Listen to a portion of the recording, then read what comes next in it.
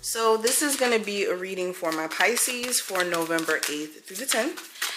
Keep in mind this is general, and the purpose of this reading is to kind of be accompanied with action. Never allow a tarot reading to dictate your future in the sense of like waiting for things to just magically come through and just change the direction of your life. You definitely want to accompany these videos, at least the general ones, with the level of action. Of course, also if you do need personal guidance and you would like a personal reading, definitely check out the information in the description. I have some new spreads up, and also even a loyalty program for my people who book like often from me. I wanted to do something for you guys specifically for the amount of bookings that you guys may get with me. But let's go ahead and get straight into it. Pisces for November 8th through the 10th. Oh, well, this deck is just in reverse. Okay. So let's get started. The first card we have guidance, and it reads, when you make divine intelligence your foundation, you finally have a fixed star to follow. We also have your path, and this reads, dear Lord, help me trust that there's a plan far beyond what I can see through my fears and illusions. So you guys already know, I'm going to give you this feel. Sometimes you have to trust your path before you see anything really in sight, okay?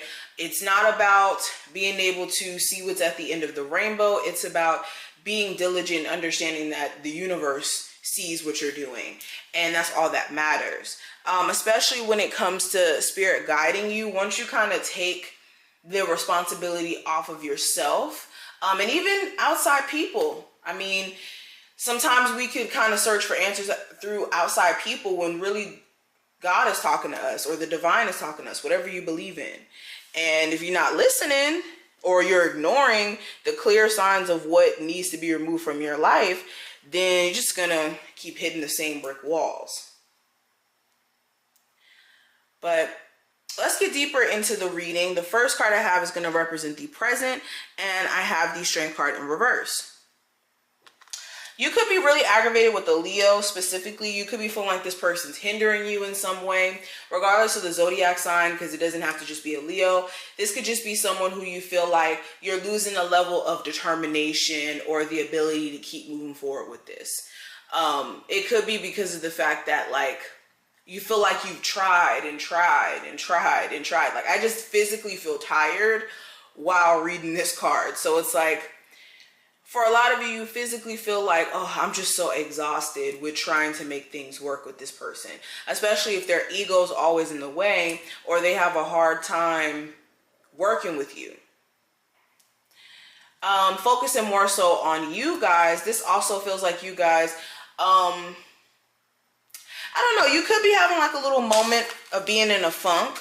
Mainly because it's like the things that you feel like you're working really, really hard for, like it just keeps kind of, it's like you feel like you're taking one step forward and then like 3 steps back constantly. There you go. So you could be struggling with that.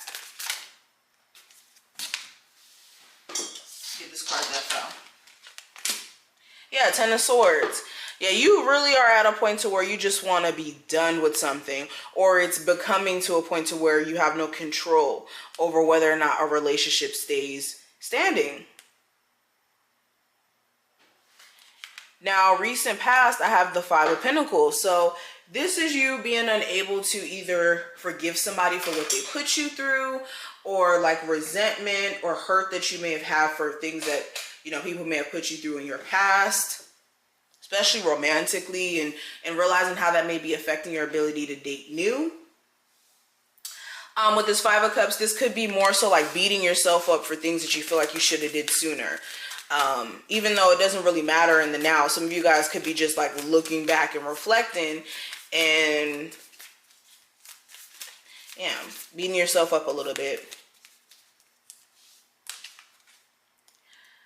Now, near future with the 7 of Pentacles, this is you looking at, again, invested time that you put into this situation. I feel like this whole time frame has a lot to do with you looking at things that you've invested time into and what has been the end result. And that's where you're going to start moving accordingly based off of what you notice and what you see. And this is going to bring you a level of clarity on what you need to cut out of your life and what you don't. Simple. Like this whole time frame feels like readjustments being made to the people you surround yourself with, the things that you entertain, the things that you do, especially if you've noticed that it's been dragging your vibration down. So I like that.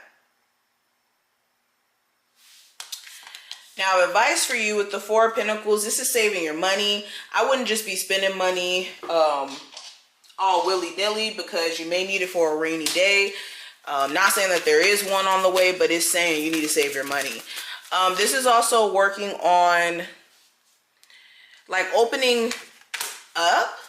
Some of you guys are like very defensive, either within your energy or like physically. When people try to get close to you, it may feel like you just have a wall up. And this may have a lot to do with you, again, self-sabotaging or really getting into your head when it comes to like, I don't know, people wronging you at some point. But this is working on that. Also, where some of you guys are like holding on to a relationship where it's constantly like really nasty arguments, where it even just becomes like a bashing session. Yeah, again, you guys really need to look at that situation, but a lot of you already know that. Now, what I have for the energy surrounding the challenge, I have the Ten of Cups. So this could be family related stuff, like a family member being sick or needing help financially. This could be you having children with someone and they're not the most ideal person to have children with in your eyes, or you guys really just don't have the best ideal relationship, if that. And then again, this goes back to personal desires, excuse me. The things that you may want, or the things that you may deem as being the things that make you happy ultimately, like they maybe actually make you unhappy instead. Like that's trippy to say, but yeah, like the things that you may be deeming as, oh, well, this is going to make me happy. If this person comes back, I'm going to be happy. If, you know, me and this person get married, it's going to make me happy. But those very things will make you actually unhappy. Like it may be the illusion of happiness that could be more so the problem here.